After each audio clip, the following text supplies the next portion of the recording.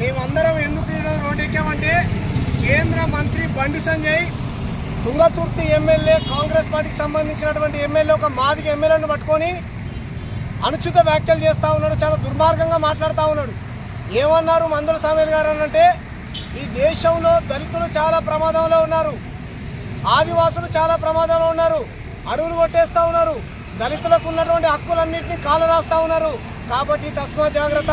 ఒక పక్కన బాపనైన మంత్రాలు చదువుతున్నాడు, ఆ మంత్రాలలో మమ్మల్ని తిడుతుర్రో పొగుడుతుర్రో ఆయన ఏం మాట్లాడుతున్నారో మాకు తెలియదు అంటుండు.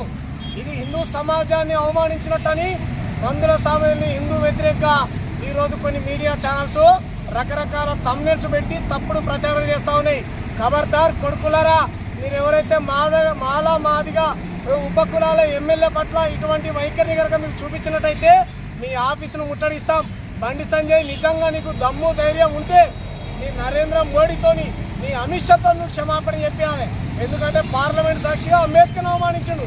మందుల సామేల్ గారు అన్న దాంట్లో తప్పే ఉన్నది. దాపనోళ్ళు వందల వేల సంవత్సరాలు మన అమనాభూతులు తింటున్న మంత్రాలలో మీరు ఏం మాట్లాడుతారో దాని తాత్పర్యం చెప్పండి అని బాబాసాహెబ్ అంబేద్కర్, మహాత్మా పూలే, పెరియారు ఈ మహానుభావులందరూ కొట్లాడింది బ్రాహ్మణిజానికి వ్యతిరేకంగా.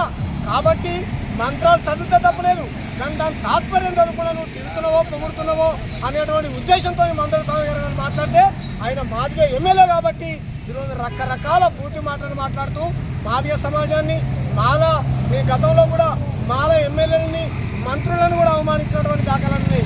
కాబట్టి తస్మా జాగ్రత్త అని బీజేపీ మంత్రి బండి సంజయ్ని హెచ్చరిస్తా ఉన్నాడు.